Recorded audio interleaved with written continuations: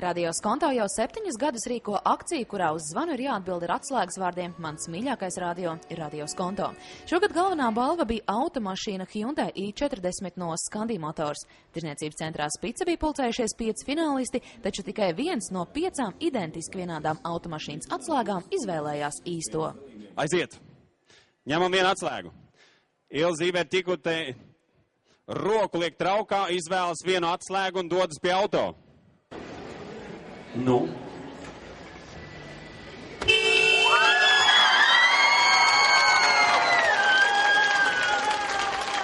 Ilze Zīberta Ķikute ar pirmo piegājienu iet šīs atslēgas vārdu spēles vēsturē.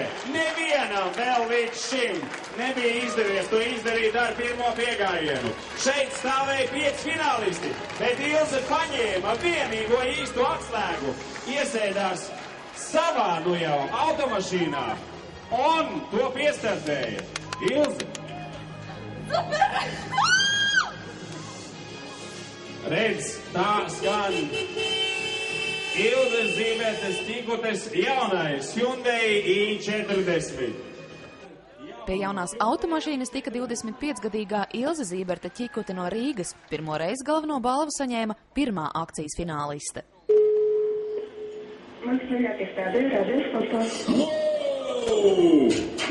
Labrīt! Halo! Jā. Labrīt, ko mēs esam sazvanījuši? Labrīt, Ilze. Ilze, te Rita Paula un Valdis Melders no Radio Skonto. Nopietni. Ilzē īsto automašīnas atslēgu palīdzēja izvēlēties mazais dēliņš, kurš jau sākumā zināja, ka mājās brauks ar jaunu automašīnu.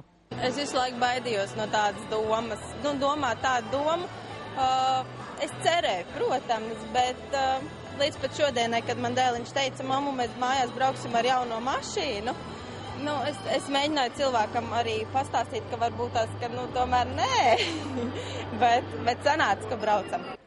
Galvenā balva – jauna automašīna. Katru gadu ir liels stimuls cilvēkiem visā Latvijā piedalīties šajā akcijā. Mums ir superīga mašīna. Un šogad arī to varēja just no iepriekšējos gadus arī bijušas lieliskas mašīnas. Un jebkura mašīna, kas tev neizmaksā ne santīmu, ir fantastiska, protams.